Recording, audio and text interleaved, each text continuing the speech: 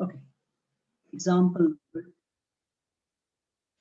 Example number 2, T with the set of triangles in a plane। तो एक आपको set दिया है कैपिटल T, जिसमें क्या है तो सेट ऑफ ट्राइंगल्स है, capital T, set of triangles in a plane.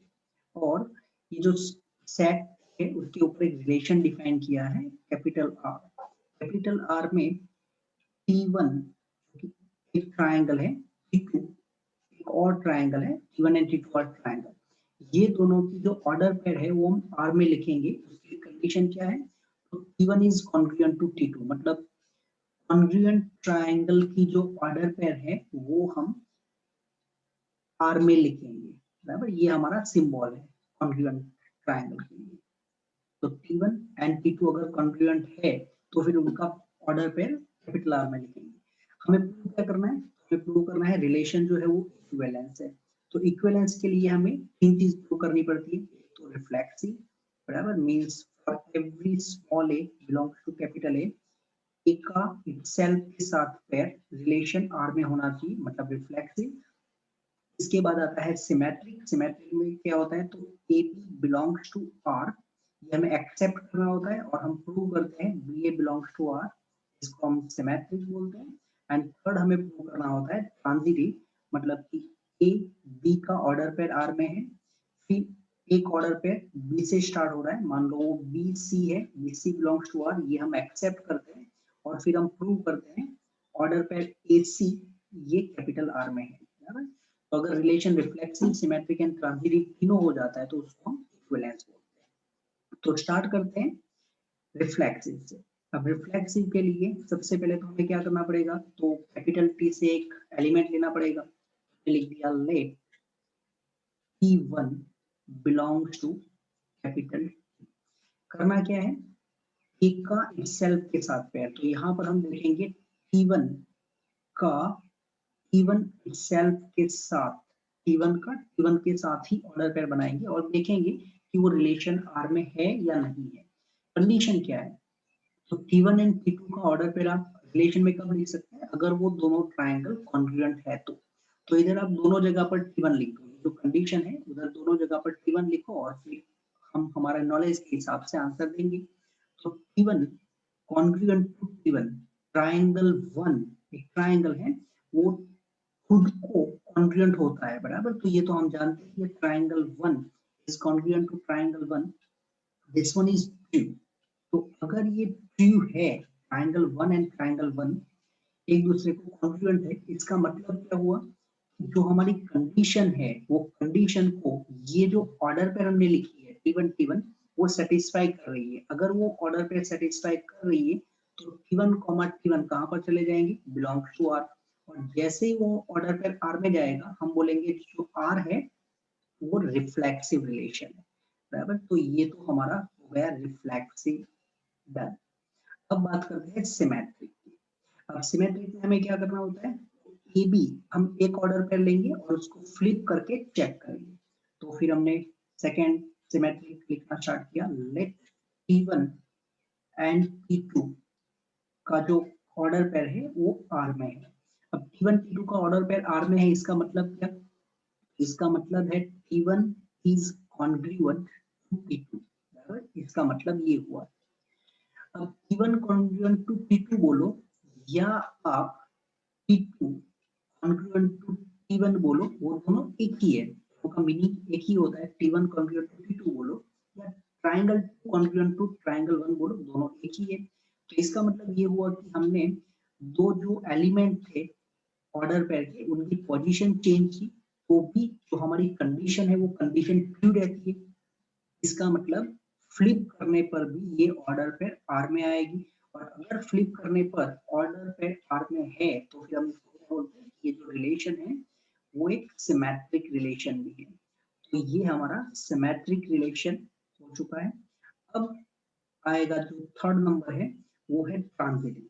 Transitive में क्या करना है, ए बी फिर बी से नया ऑर्डर पेयर चालू करना है। तो यहाँ पर हम लिख देंगे लेट T1 T2, मतलब ट्राइंगल 1 एंड ट्राइंगल 2 ये दोनों का ऑर्डर पेयर R में है। फिर एंड नया ऑर्डर पेयर हमें T2 मतलब ट्रायंगल 2 से स्टार्ट करना है, तो ट्रायंगल 2 एंड ट्रायंगल 3 इन दोनों का ऑर्डर पेयर भी आर में है, ये हमने एक्सेप्ट किया। प्रूव क्या करना पड़ेगा हमें, तो प्रूव करना पड़ेगा ट्रायंगल 1 एंड ट्रायंगल 3 का ऑर्डर पेयर आर में है, ये हमें प्रूव करना है। तो सबसे पहले जब हमने T1 T2 belongs to R लिखा तो उसका मतलब क्या है, T1 T2 belongs to R, इसका मतलब है triangle 1 is similar to, sorry triangle 1 is congruent to triangle 2, ये इसका मतलब होता है। एंड T2 एंड T3 का ऑर्डर पेयर हमने R में लिखा, इसका मतलब क्या है, इसका मतलब है triangle 2 is congruent to triangle 3। ये दो जो T1 T2 belongs to R है and T2 T3 belongs to R है, इसका मतलब लिखा हमने। अब यहाँ से क्या है, तो ट्रायंगल 1 एंड ट्रायंगल 2 कॉन्ग्रुएंट है, ट्रायंगल 2 एंड ट्रायंगल 3 कॉन्ग्रुएंट है, तो यहाँ से हम ये भी बोल सकते हैं कि ट्रायंगल 1 एंड ट्रायंगल 3 ये दोनों भी कॉन्ग्रुएंट हो जाएंगे। अगर ट्रायंगल 1 एंड ट्रायंगल 3 दोनों कॉन्ग्रुएंट है तो फिर ऑर्डर पेयर T1 T3 ये कैपिटल आर का मेंबर होगा। और अगर ये कैपिटल आर का मेंबर है तो इसका मतलब क्या हुआ, तो ये जो हमारा रिलेशन था वो ट्रांजिटिव रिलेशन हो चुका है, बराबर। तो आर इज ट्रांजिटिव। अब हमने क्या क्या प्रूव कर दिया, तो रिलेशन जो है वो पहले हमने प्रूव किया रिफ्लेक्सिव है, फिर हमने प्रूव किया वो सिमेट्रिक है, बाद में हमने प्रूव कर दिया ट्रांजिटिव है। तो अगर relation reflexive, symmetric and transitive तीनों होता है, ऐसे रिलेशन को हम क्या बोलते हैं, equivalence. Therefore, R is an equivalence relation. Okay, this one is end of example number 2. Example number 3, L with a set of line in a plane, बराबर। तो ये जो L है वो क्या है, set of line in a plane। तो सबसे पहले तो L is set of lines in a plane, एक सेट दिया है।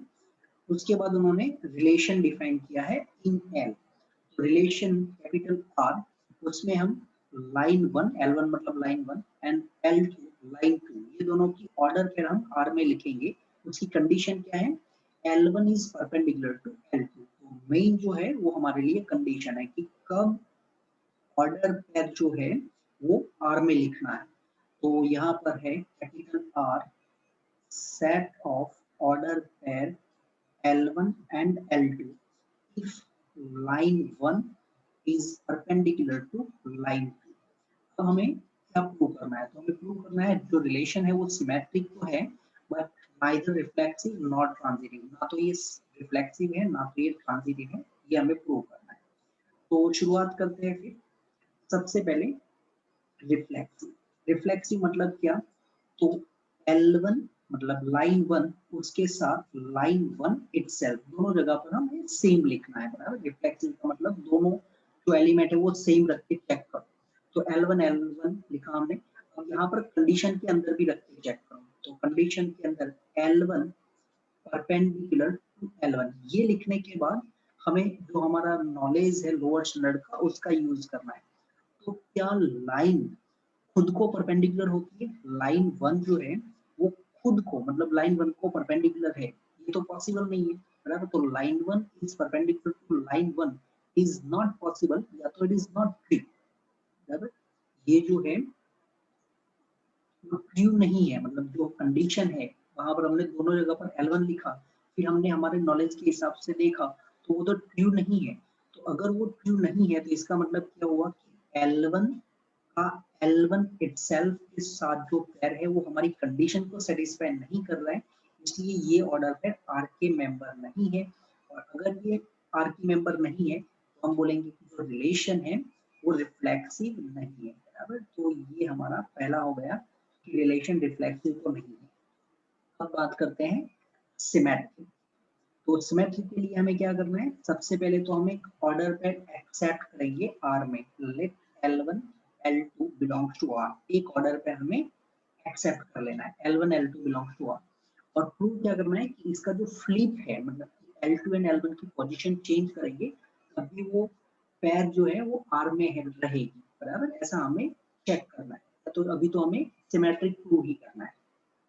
तो इधर हमने क्या लिखा, L1 L2 belongs to R। हमने L1 L2 R में लिखा है, इसका मतलब क्या, इसका मतलब ये हुआ कि हम ऐसा बोल रहे हैं कि L1 is perpendicular to L2। तो अब मैं L1 परपेंडिकुलर टू L2 है, उसी का यूज करके अगर पोजीशन चेंज कर दूं L2 परपेंडिकुलर टू L1 तो भी ये क्यों रहेगा, बराबर, क्योंकि अब लाइन 1 लाइन 2 को परपेंडिकुलर है ऐसा बोलो, या line 2 is perpendicular to line 1 बोलो, दोनों एक ही है। जैसे कि अगर मैं ऐसे बोलूं कि x axis is perpendicular to y axis, ऐसे अगर मैं बोलूं, या मैं ऐसे बोलूं y axis is perpendicular to x axis, दोनों से कोई फर्क नहीं पड़ता, दोनों का मीनिंग एक ही रहेगा। तो L2 परपेंडिकुलर टू L1 ये भी ट्रू रहेगा, बराबर। तो implies L2 perpendicular to L1, this one is true and it means कि जो ऑर्डर पेयर है उसके एलिमेंट की हमने पोजीशन चेंज की तो भी कंडीशन ट्रू है, तो ये ऑर्डर पेयर आर का मेंबर है। अगर ये आर का मेंबर है तो फिर जो हमारा रिलेशन है वो रिलेशन कैसा हो जाएगा, सिमेट्रिक, बराबर। तो जो रिलेशन है वो सिमेट्रिक है, ये हमने प्रूव कर दिया। अब आते हैं नंबर 3, मतलब कि ट्रांजिटिव। तो ट्रांजिटिव में हमें क्या करना होता है, सबसे पहले तो हम लिखते हैं L1 L2, L1 के साथ L2 का ऑर्डर पेयर लिखा हमने R में, फिर एंड नया ऑर्डर पेयर हम L2 से स्टार्ट करेंगे, L1 L2। तो जो सेकेंड ऑर्डर पेयर है वो L2 से स्टार्ट करना है, तो L2 मतलब लाइन 2, और पीछे ऐसे ही कोई लाइन लिख देंगे, मान लो कि वो L3 है, तो L1 L2 belongs to R and L2 L3 belongs to R। अब हमें प्रूव क्या करना पड़ेगा, हमें प्रूव करना पड़ेगा लाइन 1 एंड लाइन 3 से जो ऑर्डर पेयर बनेगी वो आर में है या नहीं है, वो हमें चेक करना होता है। तो सबसे पहले जब हमने L1 L2 belongs to R लिखा तो उसका मतलब क्या है, तो उसका मतलब है L1 is perpendicular to L2, बराबर। अगर कोई भी ऑर्डर पेयर R में है तो उसका मतलब वो दोनों लाइन परपेंडिकुलर है। साथ में हमने एंड L2 L3 लिखा है, तो इसका मतलब line 2 is perpendicular to line 3। अब यहाँ पर हुआ क्या, तो लाइन 1 है, लाइन 1 वो लाइन 2 को परपेंडिकुलर है, तो ऐसे लाइन 2 हो जाएगी। फिर उन्होंने क्या बोला कि लाइन 2 जो है वो लाइन 3 को परपेंडिकुलर है, तो लाइन 2 को परपेंडिकुलर लाइन तो लाइन 3 है। तो L1 एंड L3 के बीच में क्या रिलेशन होगा, तो L1 एंड L3 के बीच में रिलेशन, वो दोनों लाइन परपेंडिकुलर तो नहीं हो सकती, बराबर। तो फिर यहाँ से हमें क्या लिखना पड़ेगा, तो यहाँ से हम लिख देंगे कि भाई L1 एंड L2 परपेंडिकुलर है, L2 एंड L3 परपेंडिकुलर है, तो L1 एंड L3 परपेंडिकुलर नहीं हो सकते, उसके लिए दो ऑप्शन है, या तो वो पैरेलल हो जाएगी, दोनों लाइन पैरेलल हो जाएगी, या तो फिर वो दो लाइन कैसी हो जाएगी, आइडेंटिकल भी हो सकती है। L1 equal to L3, L1 equal to L3, या तो दोनों लाइन पैरेलल होगी या तो दोनों लाइन आइडेंटिकल हो जाएगी। हमें तो क्या चाहिए था, परपेंडिकुलर चाहिए था। तो इसका मतलब ये हुआ कि हमारी जो कंडीशन है वो कंडीशन को तो L1 एंड L3 सेटिस्फाई नहीं कर रही है, तो L1 एंड L3 से जो ऑर्डर पेयर बनेगा वो R का मेंबर नहीं है, और अगर ये R का मेंबर नहीं है तो फिर हम यहाँ पर लिख देंगे कि ये जो रिलेशन है वो ट्रांजिटिव नहीं है। तो यहाँ पर जो भी हमें प्रूव करना था कि जो रिलेशन है वो रिलेशन रिफ्लेक्सिव है, सिमेट्रिक है, सॉरी रिफ्लेक्सिव नहीं है, सिमेट्रिक है एंड ट्रांजिटिव भी नहीं है, तो this one is not transitive. Okay,